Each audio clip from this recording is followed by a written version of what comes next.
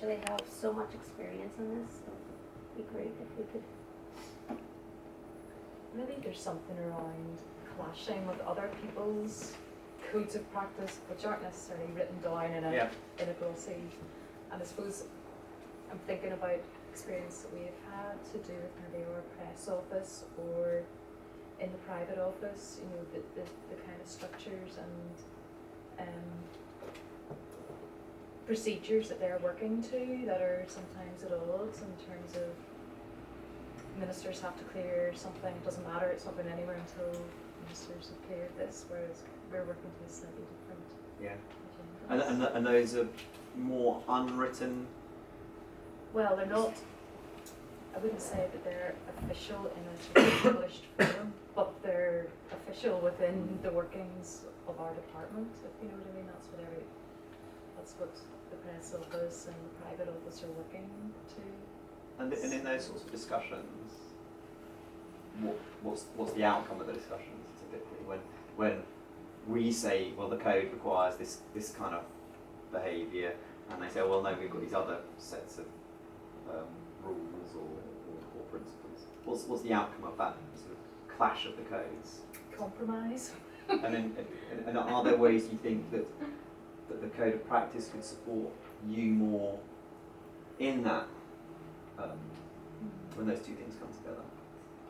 Yeah, I suppose one big thing is the pre-release access, and that comes up as a problem again and again and again. Whether the code should change as a result of that, I don't know. But I think the main issues in our department are that, well, we have 4 ministers for a start, and all of them have to clear everything. So that has caused problems. But so far we've been able to get around it. But I'm just not sure what the code can do to resolve that. Okay. Any similar sorts of comments? When we met in DSD, that was some of the same issues that were raised in DSD across the board. Pre-release access is something that policy colleagues don't necessarily understand, and it can bring a bit of conflict, especially with the press office and comms teams. Feel like they're being controlled in a way. But in DSD, we did have, facilitated by Corporate Branch Ministry here, a training session on code of practice for policy colleagues, which I think was quite helpful, and something that might be of interest to other departments. But certainly feedback from that seemed to be quite good, and it did raise awareness of what the code was actually about for policy. And was that almost moving from them hearing about the code as a set of things that they mustn't do, and more to this is the vision of the code? You know, this is what the code is there to. This is how the code works to support public confidence. I guess it was more engaging for policy side to actually come to NISRA, learn a bit more about what the code practice is, what pre-release access actually is, because you hear these words but don't actually understand that there's protocols and legislation behind this, that I guess it's involved in the process, and still the same issues that Paul has discussed are happening across the ESD, but just think of raising awareness of it, and not just talking about it in statistician circles. I suspect that this issue about the interaction between statisticians following the code of practice and departments thinking about communicating to the outside world, I think that's going to come up again and again in the stock take when we launch it properly in January. What we might well do is, when we complete the stock take, which will be around the middle of the year, put around some clarificatory material rather than changing the code, just help people, both themselves understand it and help them talk to colleagues who aren't statisticians about it. And on pre-release access, my thinking is that sort of interpretive material would emphasise talking about not so much there's a rule, you've got to comply with it, but this is the harm that arises when something goes wrong with pre-release access. And if talk about it in terms of harm, then I think makes people understand why it's there. But we'll see. I mean, it could be that as we do the stock take, this doesn't come up as prominently as it has today in this conversation, but I suspect it might. And if so, I think this interpretive material might. Any other thoughts or reflections on your experience of working with the code, or what it enables you to do, what it inhibits you from doing? I think at times people think that we can be like overly precious about it. You know, and touching on certain things that people are mentioning here. So things like the release practices in 9:30. Yeah. I mean, they think, oh, well, if it's, you know, it's 5 notes either way, what does it matter? I mean, the statisticians insisting it must be 9:30 to the second and stuff, you know. And then that translates to the more important things. So, you know, if they think we're being pretty anal about points like that, it's like, no, you know, I think that's it. You know, they think we're statisticians on our high horses quite a bit, and lots of times. I get that's something which has come up quite strongly in the other sessions I've run. Actually, this issue of being concerned about how to explain the 9:30 issue in a way that doesn't seem overly precious. And again, that might be something that we need to think about how we interpret. Could I have one? Yeah. I think it's very interesting to talk about people's perception of the code as they apply to official statistics as opposed to national statistics.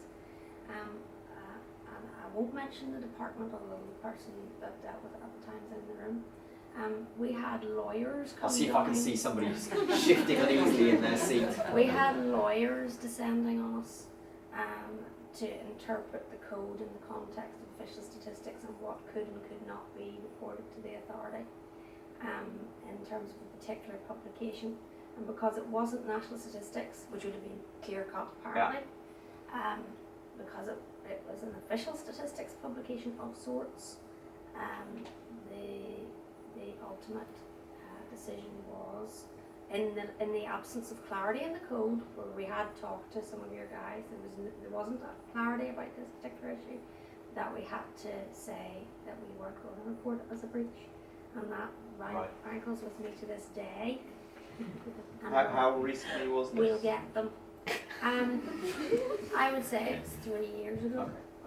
So it was before my time. And it was literally because ministers did not like the data. I mean, you know, we weren't hedging around about release practices and you know, bits and pieces. The ministers did not like the data. Yeah. And you know, it was political interference in the extreme. We didn't report the breach. And I guess the weakness in either in the code or in the interpretation is there's this sort of grey area, Yes. which is, if it's a national statistic, it's clear cut, it's got to comply in full with the code. If it's an official statistic, what exactly does it need to comply with or not? Yeah. I mean, I've sort of got a philosophical view of this, which won't help with the practicalities, but my philosophical view is that something which is an official statistic should comply in full with the code of practice. To be a national statistic, it's meeting the highest standards of trustworthiness, quality and value. Now those things are all in the code, but we're expecting the highest standards. And now what that means in practice, of course, is a whole series of operational judgments. But I think that's the way to think about it. It's not that there's national statistics which comply with the code and official statistics which sort of comply with the code. Official statistics should as well. Well, It's just that agree. it's just the standards are so much higher. It doesn't, when a lawyer says, show me where it Yeah. says that in that book. And then maybe that's what we need to clarify. Yeah, that's helpful. Other thoughts about the code? Maybe let's go over to this side of the room and see if we have any thoughts on this side of the room. Tony. Disclosure of small numbers from data sets and FOIs. We would go with the code of practice and we would tend to be quite careful about what we release.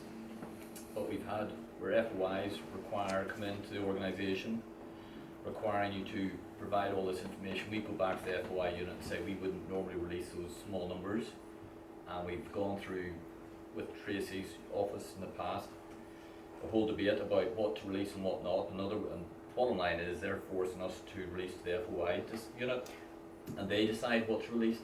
And is this for disclosure? Yeah. It's disclosive. It's Yes, less yes. than 10. Yes, kind of, that sort of thing, okay. yeah. And they're Okay. saying, no, we disagree.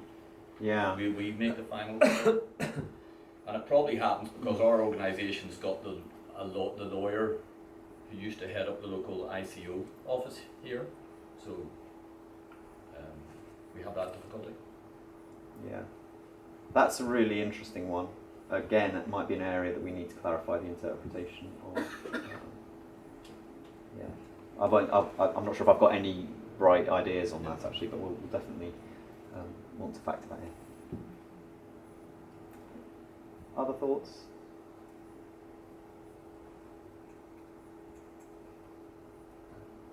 No? Well, what I'll do then is I'll ask you to hand in your one-word summaries at the end. I'm just going to say a couple of words about the stock take itself, and then I'll collect in your one-word pieces of paper, so that next time you hear this presentation, you might even see your word up here in the word cloud. The stock take is going to start in January, and it's going to have two main components. One is we're going to run a whole series of workshops and focus groups, and we'll advertise those. We'll certainly do at least one, if not more, here in Belfast, which will be much more structured versions of what we've done today, asking for your thoughts and experience, and maybe looking to explore particular areas like the FOI issue or issues to do with management information and so on. So we'll have a sort of structured focus group component. We'll also circulate an online survey to the GSS, which would very much encourage you to fill in for us, so we get lots of reactions from the GSS. We'll also be talking a bit more widely outside the GSS to policymakers and other groups as well. So we're looking to run quite a big exercise. Bring that to a close probably May or June of 2016, and at that point we will produce a report which says this is the state of the code in 2016, and this is what people who use it, the practitioners, the day-to-day people who use it, think of it, and these are the areas where it needs to be clarified, or where it could be more effective in supporting impact and influence. And then following that, we'll then do the clarificatory material. So that's the kind of the timeline. The whole purpose of this presentation, which I've given in several audiences, is to really get you to start to think about these things, so that when those events and that survey come around, you're kind of attuned to thinking about the code and what it can do for you. So that's the aim. I look forward to seeing that you've all participated and filled in the surveys and so on, and any other thoughts that you have. I'm very easy to contact. My email address is ed.humpherson@statistics.gsi.gov.uk. So if there's anything that you want to share which maybe occurs to you after this discussion, please do share it. We're very happy to get hold of it. And that's it. Thank you so much for that. I can see that there is thinking going on in the room. It feels a very thinky kind of a room now. Whereas, people usually come to these seminars expecting to be entertained. And I think what you've done here is you've Sorry. You didn't tell me that at the beginning, Tracy. I've done the other presentation. You didn't take me one. And you've shocked people into being part of the audience, and I just think it's we're very reticent here in Northern Ireland. So, but at least people know what you're at now, and that we can get feedback. I presume that we will have a kind of a NISR response put through ourselves, so people can get feedback. Yeah. But thank you very much, Ed, for that. I'm hoping that those of us that were here have enjoyed it, and we do really appreciate it when you come over and do things like that for us. So thank you very much.